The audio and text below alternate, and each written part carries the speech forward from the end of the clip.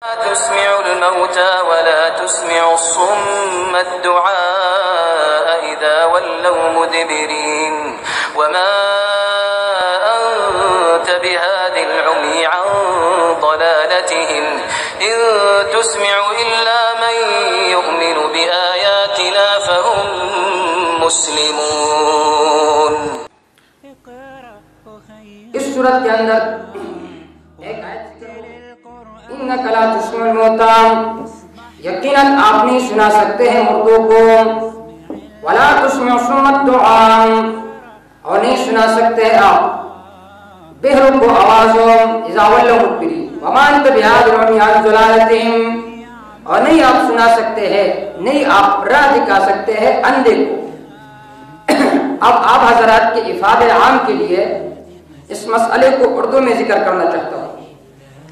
مسئلے کے سمجھنے سے قبل یہ بات ذہن میں رکھتے کہ ہم اپنے مخالفین سے مطالبہ کرتے ہیں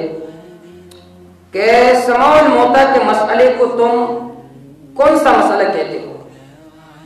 عقیدے کا مسئلہ کہتے ہو یا فرعی مسئلہ؟ اگر آپ اس کو عقیدے کا مسئلہ کہتے ہیں تو نص قرآنی پیش کرو، اور ہمارے پاس اس بارے میں نصوص قطعیہ موجود ہے، جیسا کہ سورۃ روم میں جو ہمارے سامنے آیت ہے اِنَّكَ لَا تُسْمِعُ الْمَوْتَى بے شک آپ نہیں سنا سکتے مردوں کو۔ اسی طرح سورۃ نمل میں گزر چکا ہے فَإِنَّكَ لَا تُسْمِعُ الْمَوْتَى بے شک آپ نہیں سنا سکتے ہیں مردوں کو۔ اسی طرح سورۃ الفاتر میں آئے گا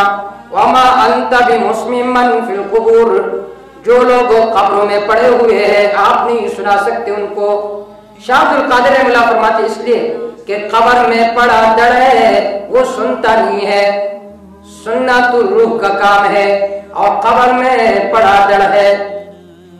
ڈر۔ اسی طرح سورۃ انعام کی آیت وہ گزر چکی ہے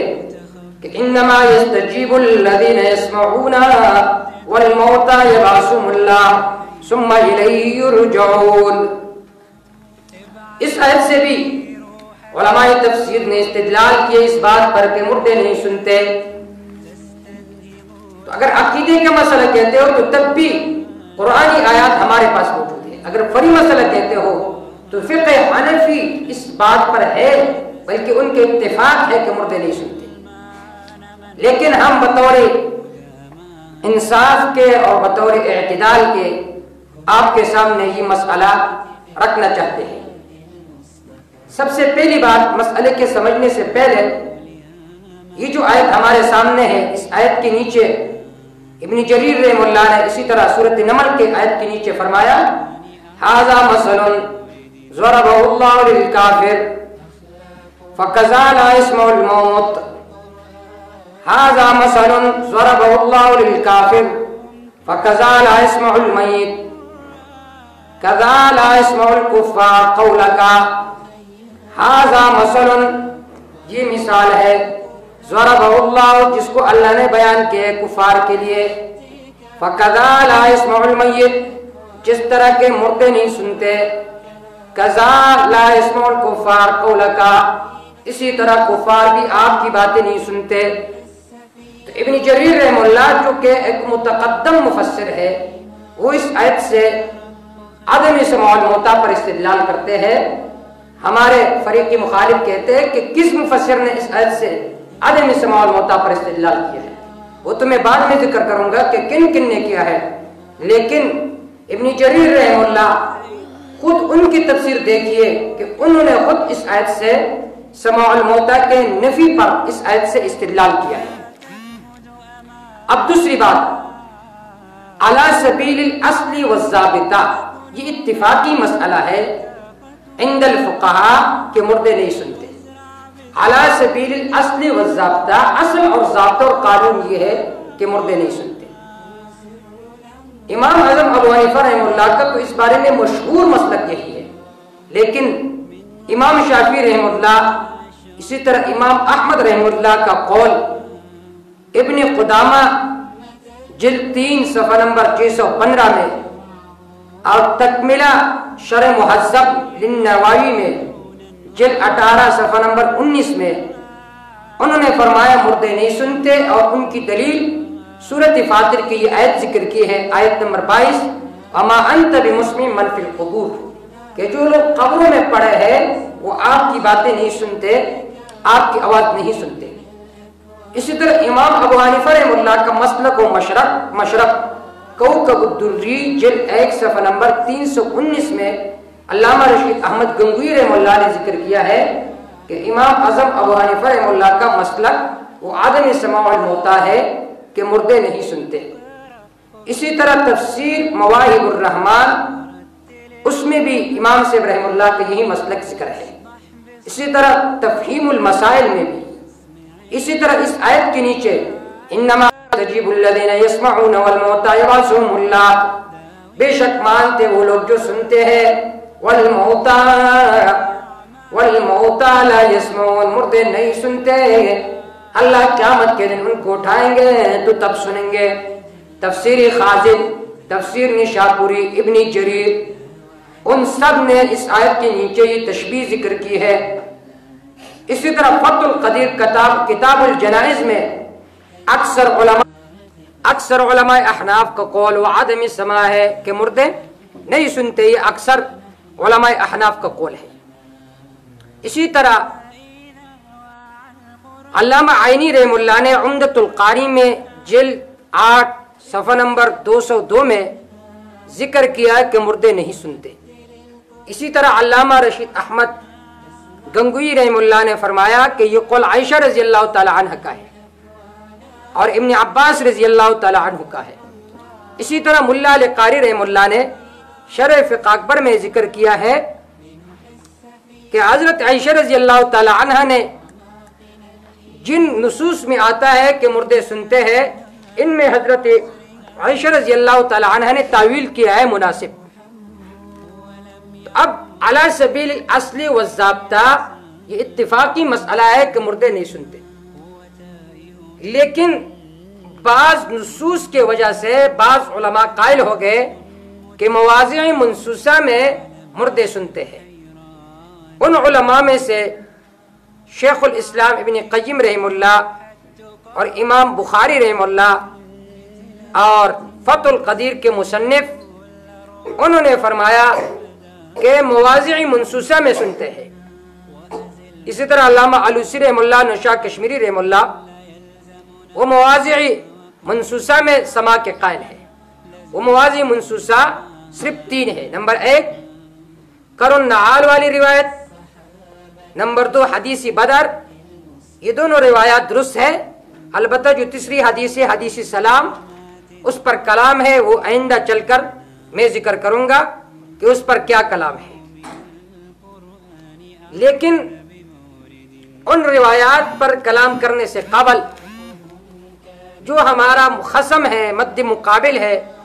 وہ کہتے ہیں کہ آپ حضرات جو قرآنی آیات پیش کرتے ہیں کہ انک لا تسمع الموتیٰ، بے شک آپ نہیں سنا سکتے مردوں کو آواز، تو کہتے ہیں کہ اس سے کسی نے استدلال نہیں کیا۔ آپ مختلف اعتراضات ذکر کرتے ہیں، تو میں ان اعتراضات کو آپ کے سامنے ذکر کروں گا اور اس کا مختصر جواب وہ ذکر کروں گا۔ لیکن ان جوابات سے قبل یہ بات ذہن میں رکھے کہ جو لوگ ہر وقت سننے کے قائل ہیں، یہ عقیدہ بدعت کا ہے، اور جب اس عقیدے کی وجہ سے شفاعت مانگتے ہیں مردے سے تو پھر یہ عقیدہ شرک تک پہنچتا ہے، اور جب حاجات پورے ہونے کا یقین ہو اس سے کہ یہ میرے حاجات کو پورا کرتے ہیں، تو اس صورت میں یہ شرک کی حقیقی بن جاتا ہے۔ اسی وجہ سے علامہ اشرف علی تھانوی رحمہ اللہ نے ان کے کتاب ہے مہمات التصوف، اس میں ذکر کیا ہے کہ سماع الموتیٰ کا نظریہ یہ شرک چور دروازہ ہے، یعنی یہ شرک کا ایک چور دروازہ ہے۔ مشرک کا جب یہ عقیدہ بن جاتا ہے کہ یہ میری باتیں سنتے ہیں، تو پھر اس کا پوجا کرتے ہیں اور اس کے عبادت کرنے لگتا ہے۔ تو اب وہ اعتراضات مخالفین کے طرف سے وہ میں ذکر کروں گا، پھر ان کا جوابات۔ پہلا اعتراض وہ یہ کرتے ہیں انک لا تسمع الموتیٰ، بے شک آپ نہیں سنا سکتے مردوں کو آواز۔ کہتے ہیں یہاں پر نفی اسما کا ہے، سما کا نہیں ہے، یعنی آپ نہیں سنا سکتے، خود سنتے ہیں۔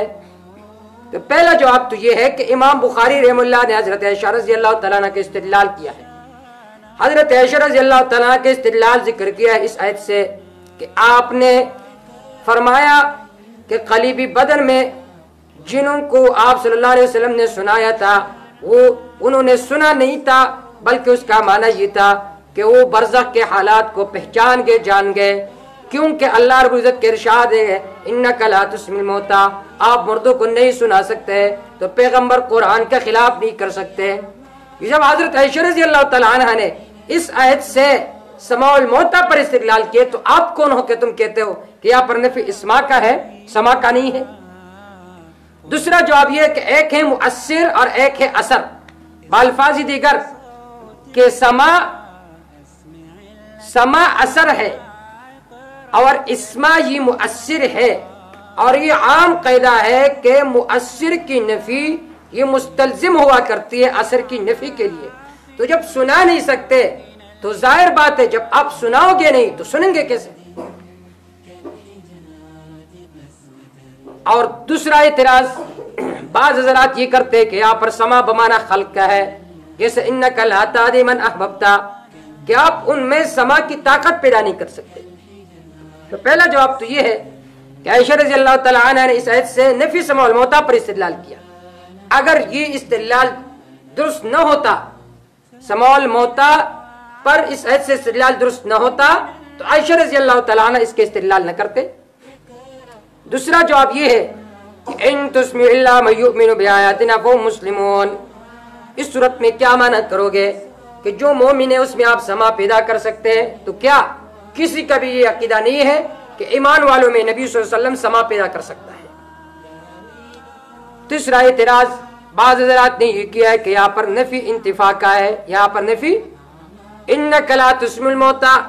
آپ مردوں کو نہیں سنا سکتے، یعنی یہاں پر ذکر مشبہ بھی کہ مراد مشبہ ہے کہ آپ کفار کو نہیں سنا سکتے جو مردوں کے طرح ہے۔ تو کفار تو سنتے ہیں، معلوم ہوا کہ مردے بھی سنتے ہیں لیکن آپ کے سننے سے فائدہ نہیں اٹھا سکتے۔ تو پہلا جواب تو یہ ہے کہ اگر یہاں پر نفی انتفاع کا ہوتا تو عائشہ رضی اللہ تعالیٰ عنہ اس ایسے استدلال نہ کرتے نفی سماع الموتى پر۔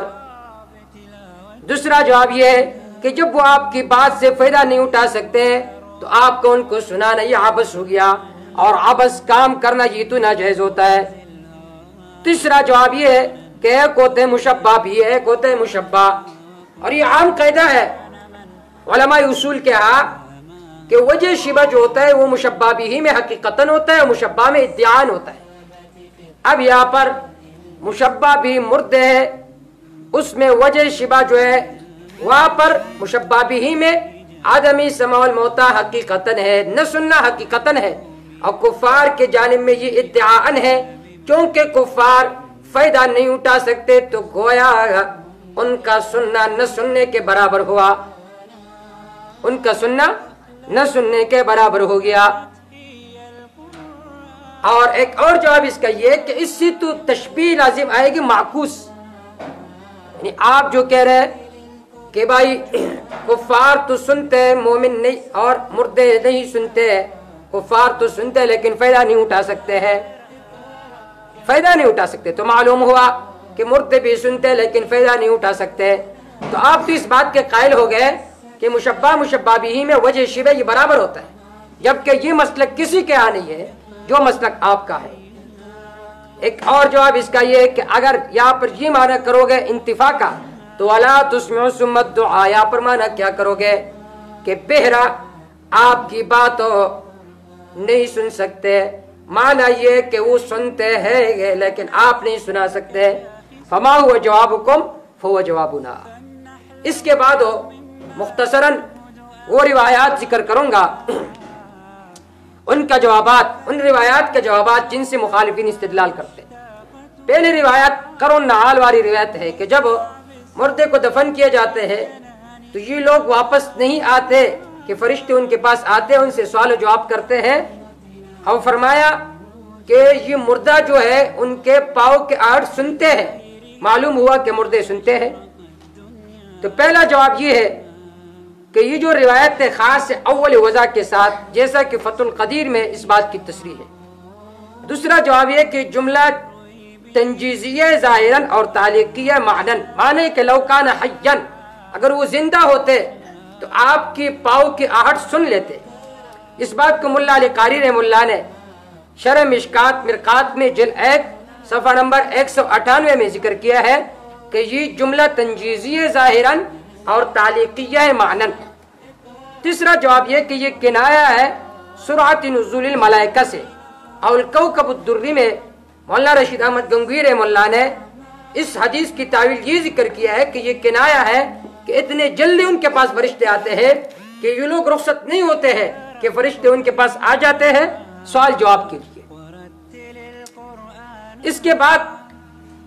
ایک اور جواب یہ ہے کہ یہاں پر یہ صیغہ مجہول کا ہے کہ انہ یسمع قرون عالم، کہ ان کو سنایا جاتا ہے، تو اللہ ان کو سناتا ہے،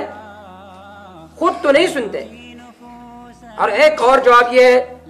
کہ کسی کا آہٹ کا محسوس کرنا اس بات کے مستلزم نہیں ہے کہ وہ سنیں گے بھی، جیسا کہ چھت پر کوئی آدمی کھڑا ہے تو آپ اس کی آہٹ سنیں گے، لیکن اگر اوپر سے آواز کرے تو آپ نہیں سنیں گے۔ تو آہٹ کا سننا یہ مستلزم نہیں ہے اس کے آواز کے سننے کو، اس کے آواز کے سننے کو یہ مستلزم نہیں ہے۔ پانچواں جواب یہ ہے کہ اس کے سند میں ایک راوی ہے عبد الاعلی بن عبد الاعلی، اس پر کلام ہے لسان المیزان جلد 1 صفحہ نمبر 90 میں۔ دوسرا حدیث ہے وہ حدیث بدر۔ اس کا جواب تو گزر چکا ہے کہ حدیث بدر میں قلیب بدر کا جو واقعہ ہے کہ آپ صلی اللہ علیہ وسلم نے بدر والوں کو سنایا تھا، قلیب بدر والوں کو، تو عائشہ رضی اللہ تعالیٰ عنہ نے اس کے استدلال کے علم کے ساتھ۔ دوسرا جواب یہ کہ امام بخاری رحم اللہ نے قتادہ رحم اللہ کا قول ذکر کیا ہے کہ یہ آپ صلی اللہ علیہ وسلم کا معجزہ تھا، احیاءهم اللہ حتی اسمعهم توبیخا ونقمتا وحضرتا الکافر، اللہ نے ان کو زندہ کیا تھا، یہ آپ صلی اللہ علیہ وسلم کا معجزہ تھا۔ تیسرا جواب یہ ہے کہ یہ صرف خاص تھا ان کے ساتھ، کیونکہ آپ صلی اللہ علیہ وسلم نے فرمایا ما انتم باسمع لما اقول، اور دوسری روایت میں انہم الان یسمعون، کہ اب وہ سنتے ہیں، تو یہ قرینہ اس بات کی کہ اس وقت وہ سنتے تھے، لہٰذا اس سے عام قید اور قانون بنانا یہ درست نہیں ہے۔ تیسری روایت ہے وہ حدیث سلام ہے کہ جب کوئی قبرستان جاتا ہے تو مردہ اس کو پہچانتا بھی اور اس کو سلام کا جواب بھی دیتا ہے۔ اس حدیث پر کلام ہے، اس میں ایک راوی ابن سمعان، وہ کذاب ہے، وضاع ہے، میزان الاعتدال تہذیب التہذیب میں اس پر کلام ہے۔ دوسرے اس میں راوی ہے یحییٰ بن یمان، میزان الاعتدال میں لیس بالقوی۔ اسی طرح علامہ علوسی رحمہ اللہ نے اس آیت کی تشریح میں الصارم میں کہا ہے کہ بھائی مردے نہیں سنتے۔ اسی طرح الصارم المنکی فی الرد علی السبکی، اس میں بھی انہوں نے عبد الحادی رحمہ اللہ نے اس حدیث پر کلام ذکر کیا ہے۔ اس کے بعد ایک اور اعتراض آتا ہے کہ ابن کثیر میں بہت ساری روایات ہیں جو سما پردال ہے، تو اس کا جواب یہ ہے کہ اس میں بھی کوئی ایک صحیح متصل روایت موجود نہیں ہے۔ دوسرا جواب یہ ہے کہ ایک ہوتا ہے مختصر ابن کثیر جو الشیخ محمد نصیب الرفاعی کا ہے، اس میں ذکر کیا انہوں نے مقدمہ میں کہ ابن کثیر کے دو نسخے ہیں، ایک بیروت والا، اس میں زیادت ہو چکا ہے، یعنی یہ جو روایات تھی یہ اصل ابن کثیر میں نہیں تھی بلکہ اس میں زیادت ہو چکا ہے، اپنے طرف سے لوگوں نے اس میں روایات جو ہے وہ ذکر کیا ہے۔ آخر میں ایک بنیادی اعتراض وہ یہ ہے کہ بعض حضرات کہتے ہیں کہ عائشہ رضی اللہ تعالیٰ عنہ نے رجوع کیا تھا، ابن حجر رحمہ اللہ نے ذکر کیا ہے، تو اس کا جواب یہ ہے کہ ابن حجر رحمہ اللہ نے شک کے ساتھ رجوع کو ذکر کیا کہ فَإِن كَانَتْ مَحْفُوظَةً۔ دوسرا جواب یہ ہے کہ اس رجوع کا جو روایت ہے اس میں یونس ابن بکیر ہے، اور تہذیب میں اس پر کلام ہے کہ ضعیف راوی ہے۔ تیسرا جواب یہ کہ اس میں ایک راوی محمد بن اسحاق، اور امام مالک رحمہ اللہ نے، اور اسی طرح ہشام سلیمان تیمی نے محمد بن اسحاق کو کذاب لکھا ہے، بلکہ دجال من الدجاجلہ اس کو لکھا ہے۔ اب آخر میں صرف میں احناف کے فتاویات آپ کے سامنے ذکر کروں گا کہ فقہ حنفی کس بات کی طرف ہے کہ مردے سنتے ہیں یا نہیں سنتے۔ آپ حضرات اپنے آپ کو احناف کہتے ہیں، تو جب احناف کہتے ہو تو اپنے آپ کو، تو جو علماء احناف ہے وہ اس بارے میں کیا رائے رکھتے ہیں؟ تفسیر کبیر میں ہے المیت لا یسمع ولا یدرک شیئا، مردے نہ سنتے نہ کسی چیز کو پہچانتے۔ اسی طرح فتح القدیر میں ہے المیت لا یسمع ولا یفہم، اور اس میں ایک مسئلہ ذکر ہے اذا حلف فلا یکلمہ ولو کلمہ بعد موتہ فلا یحنث لان المقصود منہ الافہام والموت ینافیہ، کہ اگر کسی نے قسم کھا لیا کہ میں کسی کے ساتھ بات نہیں کروں گا، مرنے کے بعد اس کے ساتھ بات کی تو یہ حانث نہیں ہوگا، کیونکہ مقصود استفہام ہے اور مردہ سمجھتے ہی نہیں ہے۔ اسی طرح شامی میں بھی ہے کہ مردے نہیں سنتے، اصول الشاشی میں بھی یہ باب الیمین میں یہ مسئلہ ذکر ہے، کنز اول میں، مستخلص میں، ہدایہ اولین میں، شرح ہدایہ جلالین میں، اسی طرح کوکب الدری میں، بیزاوی میں، مدارک میں، در منصور میں اس آیت کے نیچے، اسی طرح شرح العقائد میں، تفسیر ماجدی میں، زاد المعاد میں، شرح عقائد میں، مسامرہ میں، فیض الباری میں، شرح المنتقی میں، مراق الفیا میں، اسی طرح طحاوی حاشیہ رد المختار میں، اسی طرح حاشیہ نور الانوار میں، فقہ اکبر میں، ان سب میں یہ ذکر ہے کہ اصل مسلک احناف کا یہ کہ مردے نہیں سنتے۔ اللہ تعالیٰ صحیح مسلک اور مشرق اپنانے کی توفیق عطا فرمائے۔